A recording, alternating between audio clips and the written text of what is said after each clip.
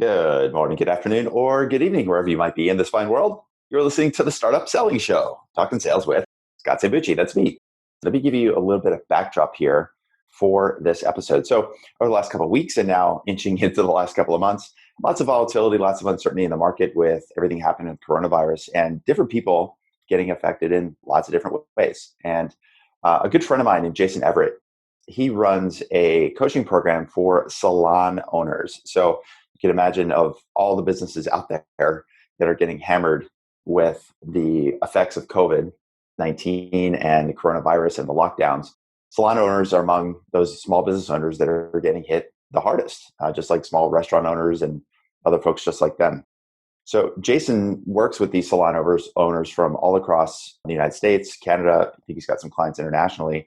And so all of these companies right now are just shut down. They can't even open their doors. So unlike you or I, where at least we can pick up the phone or go to LinkedIn and maybe try to create a conversation or try to sell software or try to sell some other type of service, these folks can't even open the door. So they're trying to get creative with thinking about how do they continue running their business? How do they keep their staff motivated? How do they keep their staff paid?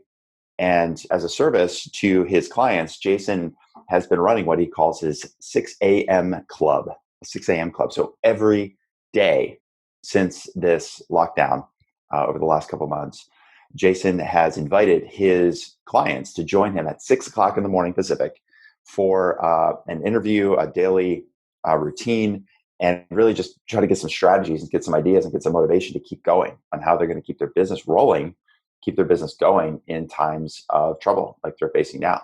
And so Jason reached out to me and said, listen, man, I'd love to have you come onto the show and maybe talk, some sales and some strategies. And the more we chatted about it, the more that we realized that, the real topic that maybe I could help out with is, sharing some lessons from the trail. So as a lot of you know, I do ultramarathons, I do long distance endurance events.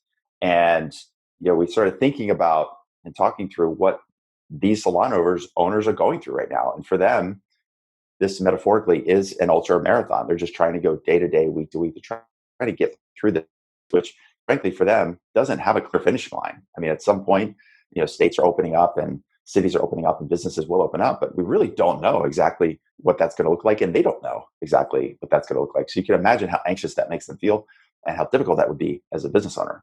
And so in this interview with Jason, he brought me on to his 6 a.m. club a week ago and said, hey, could you just talk about the comparison and help our group think about and use some strategies that you use every day with your life, with your training, with your business, and get them to think about like how can they work themselves through this personal ultramarathon that they are going through. And so this episode is a little different in that I'm the one getting interviewed and Jason the one's interviewing me.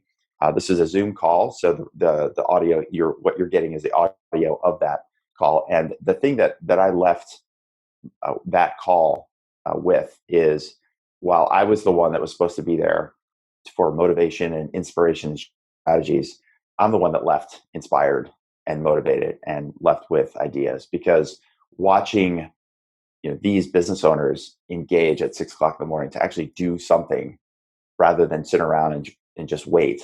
They're getting up, they're doing this routine, they're getting up at 6 in the morning and making this happen for themselves was just made me appreciate my business, made me appreciate our clients and their business and their ability to go out and actually do something every day. Because you can pick up the phone in most cases and make a phone call. You can set up a Zoom meeting. You can do demos. You can go to LinkedIn. And this is a case where these business owners can't. Some of them are getting creative with videos and virtual haircuts and drop off doorstep service that you might see from people locally in your neighborhood. But other than that, they really can't run the business the way that they want to run it. And they've got rent to pay and overhead and staff to worry about. So I just was really impressed with how much I learned by watching these salon owners engage with this conversation. And with Jason's permission, I'm sharing this recording with you because I think there's some, just as I was talking with them about their personal ultramarathon, as much as you might have the ability to pick up the phone and do product demos and call customers and work your sales pipeline, a lot of us are struggling with this, and business has slowed down, and you're looking for strategies and frameworks and ways to think about how to handle this situation. How do you keep your staff? How do you keep your team motivated? How do you keep moving forward? One of the core components of running, or the core elements of running ultra marathons, is like you just keep moving forward, this notion of relentless forward progress. And so we talked a lot about these different strategies that I think will be useful and relatable to you and your business. And again, with Jason's permission, I'm sharing this recording with you. So hopefully you'll find at least an idea or two out of this. And if you found this sort of episode useful for you, please let me know and share it with a friend. And number one, let me know by just leaving a review, leaving a comment in the reviews. If you'd like to have more of these kinds of episodes, as much as we talk about the tactical side of sales and prospecting and lead gen and hiring and managing sales teams, I do think there's a lot of lessons here that I can also share with you from outside of the business world, and how it relates to your personal mindset, the way that you're focusing yourself and your team and setting goals and future outcomes for yourself. So if you are digging this kind of episode and would like me to do more of those, please do leave a review and let me know, so that you can use that as a waypoint for the direction we could take the show in some cases. And secondly, if you can think of just one person, maybe it's a co-founder, maybe it's a sales person, maybe you're a contributor at your company, you're a manager at your company, and you think that this would be something you could share with your CEO, or you've got somebody else who's at another company that's really struggling right now and could use some frameworks. If you would just maybe share this episode with one person, I would really, really appreciate it, because I do want to get the word out to as many people as possible with this message, because I do think there's some very specific frameworks that you can use that I'm sharing here with Jason and his team, with you and your business every day. So, all right, that's it for now.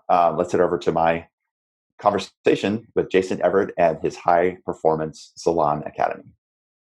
So Scott Sambucci, is only about 30 minutes away from me via car, and he and I are in some mastermind groups together, and Scott's a really good dude. Why is he a really good dude? I'll tell you, because not only have I had a lot of really deep conversation with Scott, but I've realized that his dedication level, his commitment level, not only to his clients through what he does, because he works with startup founders, helps them get their sales moving, get their teams together. And Scott, I forget exactly what it is, but you run something like 10 trillion miles a day. You've been a part of whatever mega marathon and ultra marathon and quadruple. I don't even know what they're all called. So can you please tell me how many of these giant long running for the rest of your life things that you've done, and just tell me about that for a second, because I think I don't know enough to talk about it smartly. Well, you anchored now to 10 trillion miles, so anything I say is going to seem small. It's going to seem small, but I'm pretty sure not. So please tell us what type of things do you do on a regular basis? The technical term is ultramarathons. Okay, it was ultramarathons. Okay, good. I was glad. Yeah. So a marathon is 26.2 miles. So ultramarathons are considered any race that's longer than 26.2. And my favorite race lengths are 100 and 200-mile races. So I've done two 200-mile races. What? You guys... Anybody on this call doing 200-mile races anytime recently? Oh yeah, just Joanne. By the way, Joanne is an ultramarathoner also, so you do have another ultramarathoner on here. But here's what I want to say: how many of you 2 miles would be an ultramarathon for you? How many of you guys 2 miles would be an ultramarathon for you? And I just say that, Scott, because it's no joke, bro. I mean, I literally, when we're down in LA, we see Scott in the morning. He's like, "Oh, I've been up since 4. I ran to San Diego and back. Good to see everybody." It's just I'm telling you, it's just insane. So you guys, are you guys cool with some really deep knowledge on what type of dedication that takes, what type of personal commitment that takes? And would you guys like some knowledge like that? Give me a big fat head nod if that's you this morning, because we're going to talk a little bit about how you can crank it up. And maybe you don't want to go 100 miles, but maybe we need to figure out what you can do and what does that do for you from a discipline standpoint. So Scott, dude, can we chat about this? Can we talk about it and see? Because I mean, you're a business owner, you're also this ultramarathoner. Yeah, there's one thing I think is really important though before we talk about this, is that a lot of people say 200 miles, I could never do 200 miles, or even this is the one thing that really annoys me, and I think it's really important for all of us. I do shorter races. For me, shorter races, I do some pacing, which means if you've ever seen people holding sticks that says 2 hours or 4 hours in marathons, you're a pacer, so you're designed to help people around you reach a certain time goal. Mm-hmm. And last fall, I was pacing a race, and it was a half marathon, so 13 miles. And they had a 13-mile race and a 5K race going at the same time. And this guy was wearing like sweats, and it could tell like he's not like a big runner. And he said, "What's the sign for?" And I said, "Well, I'm pacing the 13-mile race." And he looked at me and said, "Oh, the real runners." And I said, "Dude, it's 7:00 in the morning on a Saturday. You are out here and you're doing this. You are a runner." And so I think it's really important for all of us, regardless of like, it's so easy to look around every day and say like, "Oh, well, that person's doing a half marathon or a marathon or 50 or 100 or 200 miles," and feel like, well, there's always somebody's, "Oh, I'm only this." It's like, whatever you're doing is enough. Whatever you're doing for you is enough. Don't worry about other people. Don't get validation from other people. Cause I fall into this trap too. I'm like, "Oh, I did this 200-mile race, but God, like if only I would have done this differently, I could have saved another 2 hours. 500 miles. Yeah. It's just like, there's always somebody else doing more. Don't worry about those people. So in the context of this conversation, please do not look at what I'm doing and like, "Oh my gosh, like this guy's going to talk about 200-mile races. Like that's not for me." That's cool. But you have a different 200-mile race. There's stuff you're doing today as a mom, as a dad, as a spouse, as a friend, as a daughter, as a mother, whatever that is, you have your 200 miles you're doing right freaking now. That's good. Right now, you're in your own 200-mile race. So everything we're going to talk about is metaphorical, okay? If you want to ask about the physical stuff, I'm happy to talk about it. But we're all running a 200-mile race right now. So please, I just want to make sure to make that statement, because everything I do about the trail running, I always relate it back to my life each and every day. That's good. How many of you sometimes feel so exhausted like you just ran a 200-mile race in general? Give me a thumbs up if that's the case, right? Is like, I mean, to Scott's point, is figuring out what you're doing right now. I mean, whether it's physically, mentally, or anything in between, I think, we've all got that ability to say, okay, here's where I'm wearing myself out and becoming exhausted in what I'm doing. And I think we're going to talk about it in terms of, this physical side of it. But I want you guys to be aware of like what that applies. And Scott, I already am digging where this is going because, I knew you'd bring the heat this morning and be able to relate this back to what it is that we're doing. So thank you for being willing to come on and share some of your awesomeness, man. Of course, man. You want to just give us some of your tips and tools and how do you use this in the space? Because, these guys have their salons closed, for whatever amount of time, trying to figure out what they're doing. They're all working their faces off to keep their world, from crashing down around them. And they're all doing an amazing job. But what kind of insights can you give us in this? And how can we take maybe so that I'm going down the trail, no pun intended, that people want, maybe in the chat box, if I could hear from everybody, like what would be one question that you have about, something that's hard that you're working on right now? Like what to you right now feels like your ultra marathon that you're going through? That's a good question. Like for me, like one of the things that I struggle with for me personally every day, like I get up really early and, I try to get as much work as I can. My wife and I are swapping out homeschooling. She works in the office upstairs in her house. I work here. We have an 8-year-old son. She's a PhD economist at UC Davis. And so she's like doing research papers. So it's not like she's stay-at-home mom and I get to run this business. Like we're 50-50 on this. She was up till midnight last night working on stuff. And the thing I struggle with, my everyday marathon is right around 3 or 3:30. I'm sitting outside with my son, hanging out with him, and I'm just like tired. I'm just like, I want to take a nap. And he's like, "Come on, Daddy, let's play. Let's skateboard. Let's ride a scooter. Let's do this." And I'm just like, I don't have the energy. Yeah. And I got to like push myself out of this, knowing like the most important thing I could do today outside of work, outside of everything else, is make sure that he feels like he's getting time with me, because he's an only child. He can't play with his friends. He has no connection other than 30 minutes of Zoom with his classmates every day. And like, to me, that's like a daily marathon. Every day I got to push myself instead of saying, "Oh, here's the iPad. Don't worry about it. Like we'll hang out later." It's like, no, I got to do this now. And so I'm curious, what are some of your questions around stuff like this? They're coming in. Do you want to read them? Do you want me to read them to you? What's easier? Maybe you could read them just so I. Yeah, no stress, man. I'll let you keep your train of thought. So Celine asked, she said, "It feels like we've pivoted so much already. They've switched into doing curbside and reinvented their whole business and doing all this stuff. Virtual appointments. When is enough enough? At what point is your excess?" At what point is your excess? Celine, do you want to unmute and ask that question, by the way? Let's see. Celine, can you unmute yourself? Or I can unmute you. There you go. What's up, Celine? Can you hear me? Yeah, we got you. Yeah. Sorry, I just have shitty typing. Yeah, that's okay. So what's your question? Yeah, just like at what point is like enough? Like my dad was a business owner, like multimillionaire in his business. And it's like, when is enough success enough that like you can enjoy it? And you know what I mean? Like when is enough? Yeah. It seems like we're so consumed with pushing to the next level. We never stop and take a minute and just enjoy it.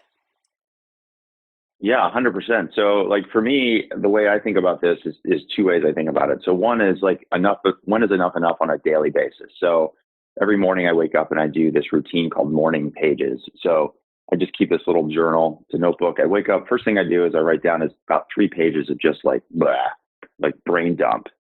And a lot of times what ends up happening is I just think about, okay, where am I with my business? Where am I with my family? What are my troubles? What are bothering me?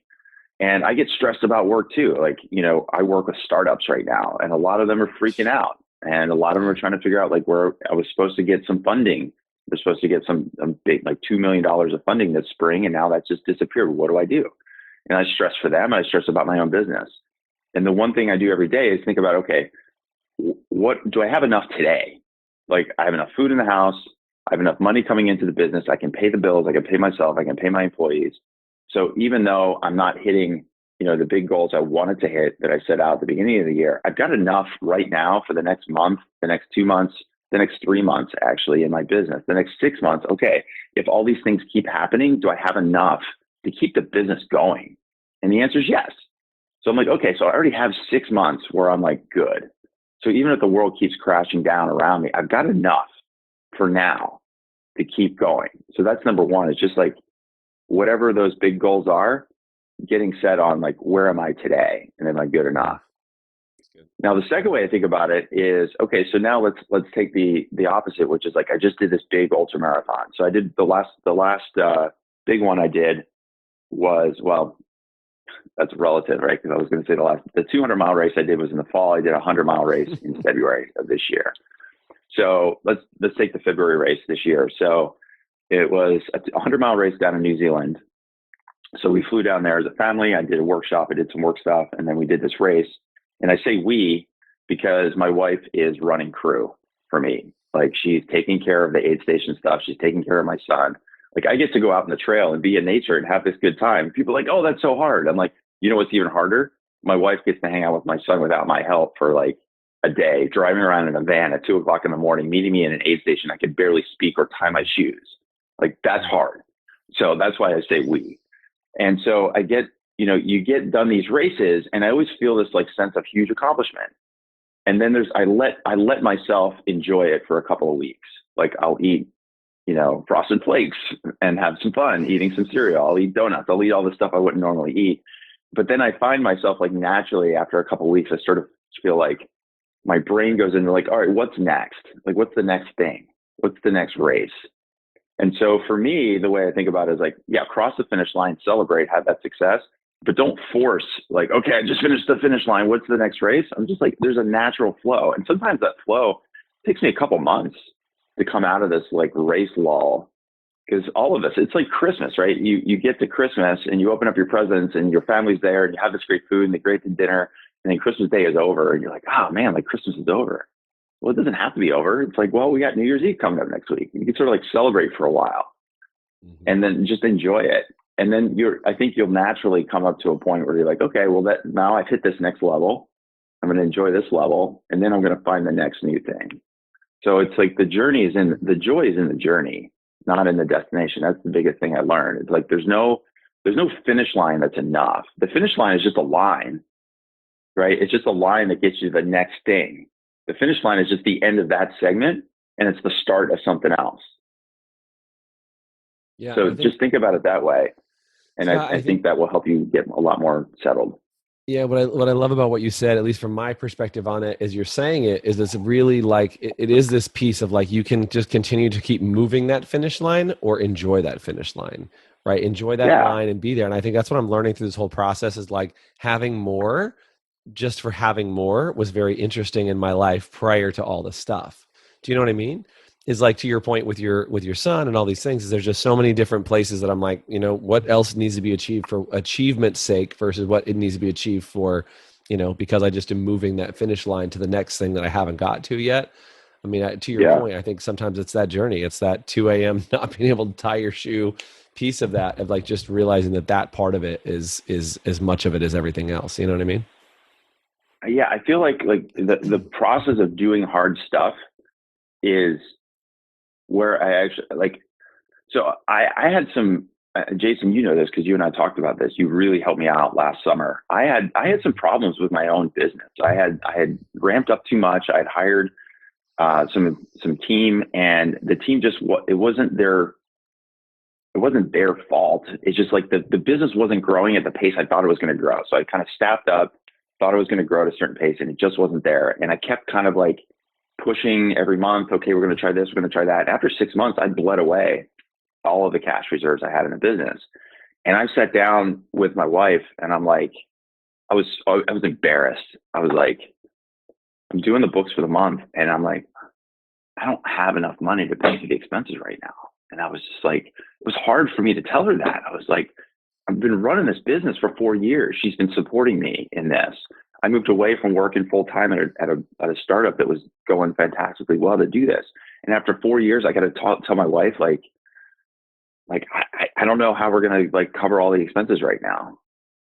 And I was just like, fuck, what am I doing wrong?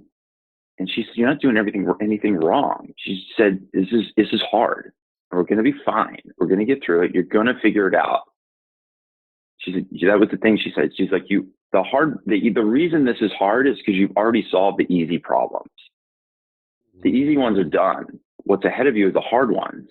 You've just hit another hard problem, and you're going to figure it out. And I had to make some hard decisions. I had to talk to the staff. I'm like, listen, I can't keep you on right now. I'm sorry, but I have to let you go. And I hope I can help you in some way. And I tried to do what I could to give them a landing. And I had to take back a bunch of stuff in the business. And I started working day and night. And it was able to turn it around by, fall of the year. It took me a couple months. But in that process, every day in August, every day in September, every day in October, I'm like writing in that journal. And I'm just like, okay, what do I have to do today? And I'm like, this is hard. I got to figure out a way to get that new customer. I got to figure out a way to fill the funnel with new clients. I got to figure a way to get the team that I have left to do more. And like part of that beauty of running the business is like, we get to do it. Like these are our problems. It's not like Joe's problems in the engineering department. It's not Bob's problems over in the product department. It's not like Sarah's problem, the CEO. It's like my freaking problem. So I get to solve it. I have ownership of that.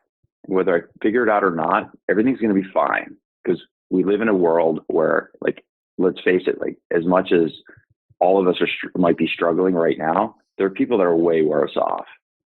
And truth be told, if we figured out a way to run this business and build this business once, even if you have to hit the reset button and start over, you can do it again and it'll go faster because you've got all the lessons learned the first time around. Scott, one of the reasons why I want to have you on is because you do work with startup founders, right? And the analogy I've been saying is it's kind of like everybody's now a startup. Do you know what I'm saying? Like their businesses are closed. They've got very little money coming through the door. And like all of a sudden, everybody's in that, because I've been through a couple different startup scenarios where I've gone from like, okay, I got absolutely nothing, month one on the books and I've got bills and no cash coming in. And like, does that sound like anybody else's life? That's where you're at right now. Is you're in a startup, and some of you guys bought a salon that was already functional. Some of you guys started real small and grew to be really big. And Scott, what do you notice about working with startup founders? And again, I'm sure this will parlay into the Ultramarathon piece and all that too. But like, what do you realize? And I know there's a ton of questions from other people in here too, so I'll get to those. But sure. How do you coach somebody who has zero coming in to make this move where they have a limited ramp, right? It's like they know they've got a month or two. Like a lot of these guys have their PPP funding and some of those things. So they've got like literally this window. They've got a month and a half, 2 months, whatever it is. And they're like, but I don't know what's going to happen after that. How do you coach people through the mindset of that and the the way that needs to function? Well, I mean, a couple of things that our clients tell us is like, I was on a call with a woman. She's down in Australia right now with her family. She's a CEO of a startup, and we were sort of talking about this work from home thing and working remote and all this other stuff. And she just said, like that stuff is like, that's the easy stuff. Cause we're just so used to working in such a weird environment because we're a startup. Like she even said, like, we can do things that our own customers can't do. We can do things our competitors can't do because like we're used to this chaos. So she sort of like embraced it as an opportunity to do more. So like running this business, she's used to being flexible. She's used to making decisions quickly because she knows she has to because she's got 20 people on the payroll. And so one of the things that she taught me just by saying that is like embracing this, what a lot of people see as negative is like, we can turn that into a positive and saying, well, we're used to being flexible. We have to make decisions quickly. So that's one thing that I would say is just embrace this as an opportunity to do what you do best. Like, don't let the external stuff like, oh, this is a crazy time. Like, yeah, it's a crazy time out there, but how do we turn it into a not crazy time here and just stay focused on accentuating the things that we already do well? Mm-hmm. So that's one thing. The second thing that I tell people, and because I coach them on sales, is like, go and sell. Like, go and sell every day. Like, figure out, pick up the phone, even if it's like, I only have time to do 10 calls, do 10 calls. Do something every day because it's an $80 trillion global economy. And so I tell them, like, avoid absolutes. People say, like, nobody's buying, everybody's struggling. All the people out there are sitting on, inaction. Like, I don't believe in those absolutes. What I believe is, like, if you just do the work every day, if you make the 10 calls, that's 50 a week, that's 200 in a month. If you get one customer that's going to pay you, $1,000 a month for software, you just added $1,000 to your bank account. You added $12,000 to your company's payroll. And the learning that you're going to get from doing those calls and staying sharp and adjusting your value proposition, adjusting your offer. So maybe you adjust some of the people you call. You call some people that are in IT, and then you call other people that are in marketing, and then you call other people that are CEOs. Like, you just got to keep going. Like, the relentless forward progress is really the only option. Like, going forward is the only option. You can't just sit here and wait. Nobody's going to show up and like hand you all of the answers. So if you're a business owner, let's own the business and let's move forward. And so I just tell people, like, keep selling, because there's people out there that need their problem solved. If you solve a problem for somebody, you just got to go find that person. And when you find them, they're going to be so grateful that you called them because they've got the problem, and they'll be ready and willing to hand you money. Yeah, and I want you guys to hear that. I mean, that literally can be posting about, touch-up kits, posting for retail, doing all of those things at any level is being aware, or, getting like some of you guys have been doing, getting on the news and making sure that you're out there solving the problems that people have right now. And I go back to just standing on this idea is helping people feel beautiful is a problem that still needs to be solved right now and can be solved without touching guests. Right? Is it can absolutely be done without touching guests. So just be aware. Lindsay said on here, I actually feel like we're running an ultramarathon and that we'll never know when the end is. The end would be maybe a normal reopening, right? Is like everybody's running and I was thinking about this the other day. I there's either freedom in not knowing that there's an end or there's panic in not knowing the end. Scott, what's it like midway through this marathon, realizing like, I have no idea how much longer my body's going to hold up and hold out and all those things? Like, what do you say to yourself in the middle of those moments? How does that work? So that seems to be a common question in here. Yeah. So just so you guys know, there is a race where there is no finish line. It's called the death race. the organizer of the race doesn't tell you when it's going to be over. You have to keep going, and he only ends the race after 80% of the people have dropped out. This thing goes on for like days. That again? Yeah, he keeps the race going. Wait, oh no, I thought you were talking about like death as in like life, like in the race of life there's a death race. I thought that's what you meant. But there's really a race called the death race. Yeah. 80% and then there's people drop out. And then if you're one of the last 20%, then you are considered a finisher. Holy crap. Joanne, have you done this? Do you know about this? Joanne's like, no. Holy crap. That's crazy. There's a real race. Yeah, there's another kind of race, which is you're making everybody usually called on this call, by the way. No. Well, this is just like, and I'm going to bring it back to the topic here in a moment. There's another kind of race where It's called it's called the 4 mile per hour challenge. So what that means is if you think about, if 4 miles per hour is a 15-minute mile pace, right? If you go 15, it takes 15 minutes to cover a mile. You do 4 in an hour. And so there's these races that are set up where there's a 4 mile course, and everyone starts the 4 miles at exactly the same time on the hour, and you have a full hour to get back. But then the bell rings at the next hour and you have to start again. So if you finish in like 40 minutes, you have 20 minutes to rest. And then the next bell rings and you go again. And they keep going and going and going until the last person is standing. Good Lord. And some of these races go on for 3 and 4 days, and people cover 250, 270 miles, just go every hour covering 4 miles. So you don't know when it's going to end until the last person is left. And it feels like that right now. If you let it feel that way. How many of you guys, I mean, that sounds ridiculous and I don't quite feel that way, but how many of you guys feel at least at some level that you're running this never ending race right now? Right. Totally. Yeah. So how do you deal with these crazy races, these death races, these like never ending, you know, at some point you'll get told you can stop sort of races? So for me, I haven't done those races yet.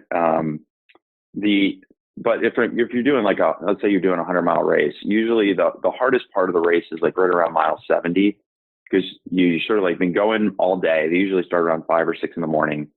And so by the time I get to mile 70 anyway, it's usually like, 11 o'clock at night. So you've been going all day. The sun is now gone. It's starting to get cold. It's dark.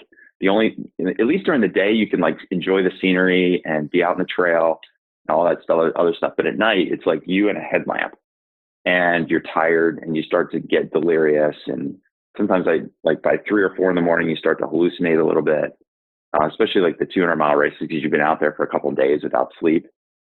And the one thing I tell myself all the time, there's actually 2 things. So one is we have this mantra in ultra running called get to the next aid station. So station to station. So these races usually have an aid station every 6 miles or 10 miles or 12 miles or 15 miles, depending on the race. And it's easy to say like, oh, it's a 100-mile race. But the real way to run these races is just like get to the next station, go station to station. So creating these small goals. Amy's just saying that. So creating small goals so I feel like I've achieved something. Exactly.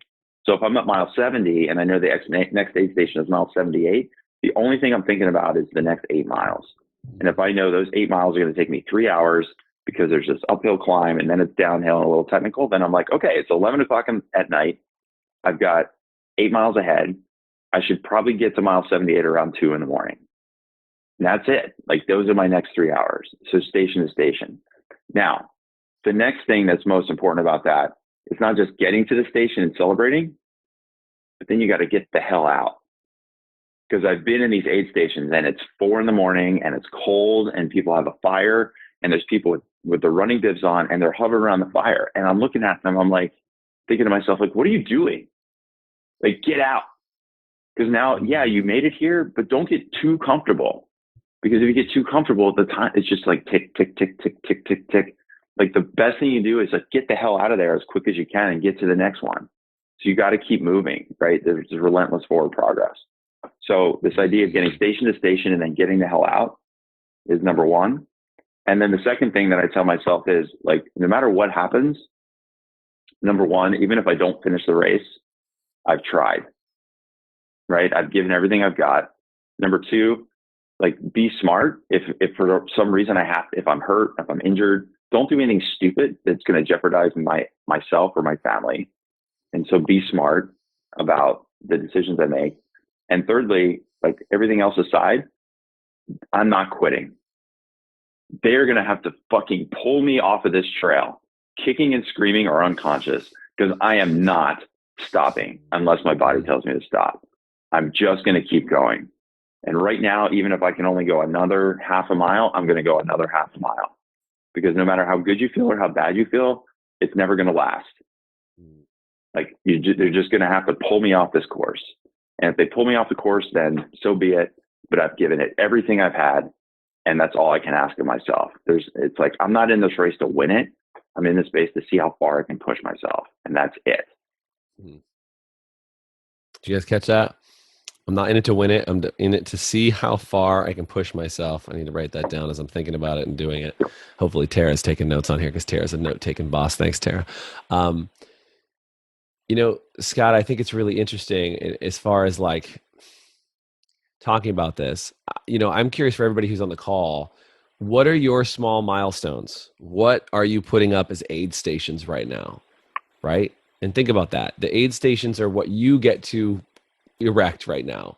Like, I think part of why I wanted to do these 6 a.m. calls for you guys is so there was a reset point. Do you know what I'm saying? Like these calls in my mind, for me, this was an aid station for you guys. Is like, go do your regular stuff out there.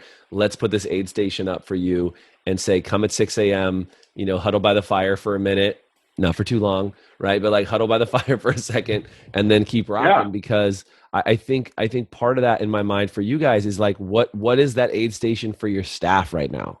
Is it the calls that you're having with them? What is that next point of celebration? Is it the close of the week? Like as silly as it is, just saying like the reason why in society we have Monday through Friday or Saturday, Sunday is because there's a cycle in the week, right? And people can't really look that far out. So you got to have what's the close, beginning, end of a day. That's why the 5-minute journal is a beginning of the day, end of the day. It's a close of a cycle for you, right? And when that cycle's over, you can go, cool, open my eyes and I do this cycle again. Sleep is the same thing. What are the cycles that you're putting in place? What are those milestones? Because there is this death race, which by the way, I saw Gio recommended that at our next destination training, we're getting everybody chest numbers and we're going to do HPSA death race where you just have to run until everybody dies. I think the only problem with that, Gio, is except for Joanne, we're all going to make it like a mile and then Joanne's going to finish it out and do like 800 miles after us. But yeah, I mean, dude, we are in this race that has no end, but you can still create these cycles. You can still create these aid stations and just make it to the next aid station. Scott, anything you can talk about from, and I know there's some more questions in here, but I just want to be honoring every time too, is what are the... Dude, I'm good. Okay, thank you. What are some of the things you think they can put in place as aid stations inside their business or things like that? What are your thoughts about that? Yeah. So like just on a daily basis for me, like today, right? I woke up, knew I was going to do this. I've got a client kickoff call at 7 a.m. Right. Then I've got a 2-hour block where I'm going to spend some time with my son, pretend to homeschool him for 2 hours. Charity said playing is learning, Scott. She told me playing is learning too, Jason. No, totally. And that's one of the things I've been so grateful for. I've spent more time with my son in the last 6 weeks than I probably have in the last 6 months. And it's shown me how little time I actually have been spending with him. Yeah. Because now I'm like, wow, like 2 hours feels like a long time to just hang out with him. And like, why does it feel like so much work? Well, it feels like so much work because I haven't done it before. I'm not trained to run that distance with him. Like he wants to play rubber ball on the street. He wants to do skateboard. He wants to do this. He wants let's go catch we have a cottonwood tree in our backyard and all these things are coming down.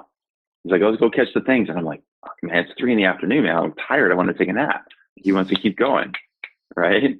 And so for me, like I think about that daily routine or that calendar. I'm like, my aid stations are like, I got these 2 calls in the morning and then I'm hanging out with him. That's like my morning. That's the only thing I got to worry about in the next 4 hours. Right. And then in the afternoon, I've got a couple of calls with business stuff and then I'm done at 4. So that's my next checkpoint. And then from 4 until 8 o'clock, it's like at 4 o'clock, I'm going to go outside with him. I'm going to try to get some exercise, I will get some exercise in the garage while he's out skateboarding. Then we're going to make dinner. We're going to watch Mythbusters tonight because we've been doing that every night for the last 4 weeks. And then we're going to get him to bed. And like, that's it. Like, that's my day. That's the only thing I'm thinking about every day. And I know if I just do those things, install those little checkpoints along the way, make sure I'm taking care of myself, eating well, doing the exercise routine every day, then I'm okay. And then I'll get to sleep and I'll wake up tomorrow and start it again. And that's it. Like, that's all I can do. I'm doing the best that I can. My wife and I talked about this. She like, I wish we could do this and we could do that. And I said, look, we're doing everything we can. We're doing the best we can. Like, there's no playbook for this. Like, it's just like when you go home with a kid. Like, I remember when we left our hospital, my son was a preemie, so we had to spend a couple of weeks in the hospital. And after 2 weeks, we finally got to go home with him. We were so used to seeing him hooked up to machines and having nurses around. That was like our our conditioning. Like, this is how you take care of a baby. And when they finally took them off the machines, they're like, okay, you get to take them home. We were sitting in the car like, what do we do now? Like, they give you the baby, but they don't give you the manual. And it feels like this. You're like, there's no manual for this. So you're like, okay, well, let's just get home and figure out like how to feed them and get them to take a nap. Okay, that's the next thing. It's the same way. So don't overthink it. Don't worry about all that stuff, because like anxiety is just worrying about the future. Like, don't do that. Just do now, and worry about later. Love it, man. By the way, I want to know from you guys, what's been the most valuable thing that Scott has shared as a part of our time today? I want to know, because I know as I bring in all these guests and have them come in and chat with you, like some of you guys are going to connect to some over others, and there's something that Scott's going to say, and every one of you will get something different from Scott than the next person, because you needed to hear something else. Becky said, wow, did I need to hear that? Holly said, I totally needed this today. Becky, what did you need to hear today? Just out of curiosity, can you unmute and tell me what you needed to hear today? Can you hear me? Yeah, I got you. Yeah. I'm new with these guys, so like I'm just onboarding when all this took place. So like literally like this came in and then Becky was like, and coronavirus. And I'm watching all these amazing people do so much for their business, and I'm trying to constantly keep up, and I can't. So I'm like, this was so perfect for me right now. You have no idea. Look at it this way. Every single person on this call, you're already won today. You're here. You're doing it. You're right now. You're on this call with me. You're on this call with Jason. You're sharing this experience. You're here. You're learning. You're trying to figure out, what can I do next? If you would have skipped this call, there might have been one thing that all the stuff that we've talked about. Oh my gosh, that's been useful for you. If you didn't do it, you would have missed it. But you didn't. You're here. It's 6:39 where I am. You've already won today. I did win today. Thanks. You're welcome. So good. Thank you. So good. Thank you, Becky. Everybody unmute and say thank you, Becky, real quick. Thank you, Becky. Thank you. I know she got thrown in the deep end. Thank you, right? Becky. Cindy Veith, what is you said, holy crap, I needed this today. What did you need today? And if you can unmute yourself and try it. There we go. Hey, Cindy. I feel the same way as Becky. I mean, I see her getting emotional, and it makes me emotional because I needed this so bad today. Yesterday, our PPP loan went through, and awesome. just trying to get everybody back on board. I feel like even though I've been trying to keep up with them, I've been trying to do what I can. Of course, nobody cares like you do. I feel like I'm in it alone. And yesterday was just a tough day. So I so needed this today. And every morning, it just gives me the positivity and the passion and the excitement to just go on with the day. So I thank every one of you for that. Awesome. And Scott was great. Awesome. Yeah, it's great. So good. Thanks for sharing that, Cindy. So good. Yeah. There are going to be, there's good days and bad days, and good hours and bad hours, and there's ups and downs. Like I said something earlier, that a friend of mine, her name is Carrie Craig. She does Ironman races, and she's done the one in Kona probably 5 times. Like, she's a phenomenal athlete. And one of the things that she told me years ago, I was out on a bike ride with her, and I was just getting into these long distance races. She said, no matter how good you feel or how bad you feel, it'll never last. Because there are times out there on the course where you're like, oh, I feel terrible. And like, you want to quit. And she said, just keep going, because your body's going to respond. Like, if just by the motion, just by the activity, your body's going to, you're basically, when you decide that your brain's in control, not your body. And your brain says, all right, my body feels bad, but my brain says, I'm going to keep going. And she said, when you push through that, a couple things happen. One, your body just realizes like, oh, well, I guess I have to keep going because my brain says I have to keep going. So your body just responds to it. And secondly, when you look back, you're like, wow, I was in a really rough patch, but I actually feel okay right now. I don't feel great, but I feel a lot better than I did 10 miles ago. And so you're going to have these lulls. And like, to think that you're not is Pollyanna, right? You're going to have ups and downs. And there's, like I said, good hours in the day that I have, and there's bad hours. There's days where I get so frustrated with my son, and my wife is like, just you need to chill. She's like, you just got to chill. Enough with the lecture, get out and go chill. I'm in a downslope. And we do the same with her. I'm like, all right, time for a break. We're going to swap off. Right. And you just like course correcting throughout the course of the day. And I've had bad phone calls with clients and I've had good ones. And you just accept there's going to be ups and downs and be okay with it. It's just the way it's going to be. It just feels more magnified when you have this stress and strain on the system, but just accept it. And when you have the bad one, just keep going and do the next one. Don't stop. Because if you stop, you're going to be stuck in this lull. That's the worst place to stop. It's good. Guys, if this has been super valuable for you, do me a favor, give me the big fat double thumbs up on the screen. Super good today, Scott. I really appreciate you being here, man. Awesome, man. Guys, I'd love to get a photo with Scott while we're all hanging out here. If you guys are cool for that, let's get a photo while we're hanging out with Scott. I'll post it. We'll tag you. I mean, Scott, we got to get your good side. So make sure you give us a good smile. And I really appreciate you today, man. I've gotten just a bunch more ideas about where we're at and what's going on. And again, I feel the crazy thing is hearing you talk about this ultramarathon has got me in this rested mindset about, making sure that those checkpoints come in, getting that thought process in place. And I just super valuable today. I knew you would bring the heat and you really did. So thank you. Guys, let me take a picture with Scott and you guys. And if you can turn your cameras on, that's awesome. For those of you that can, here we go. On the count of 3, look at your cameras. Ready? 1, 2, 3. Nicely done. All right. Thank you guys so much for being here. If you want to see more of Scott, you can find him probably his place he hangs out more than anything else. I would say Scott is LinkedIn, right? Would you say that's your home? Yeah, I'm usually on LinkedIn. I hang out on Facebook a little bit. So either way, whatever works for y'all. Check him out. If you need anything, one thing I've shared on LinkedIn with people, and a couple people have taken advantage of this. I just look, if you just want some help, just send me a note. And if I can't help you, at least I'll do my best to point you in the right direction. And I've had a couple people send me an email and I popped on a call, or I've at least said, hey, call this person or read this article or check out this book. So, sometimes it's just a matter of asking for help, because then you'll get a bunch of ideas from other people. And I might not give you the right answer, but at least I can maybe point you in the right direction when you get to the answer that you're looking for. So absolutely reach out, because one of the best things that makes me feel good when I'm down is if I can help somebody else, because then it makes me forget about how bad I'm feeling. Yep, that's right, guys. And if you know any startup founders, send them over to Scott. He's really incredible at what he does. He does a really good job. And he also is pretty good at running, as you've learned today too, with the mindset and how that actually structures and functions. Scott, dude, it's my pleasure to hang out with you this morning. Thanks you so much. Thanks, everyone. Thanks for letting me come and help you guys out. Appreciate it. Of course. Have a great day, man. Enjoy, and I will see you later.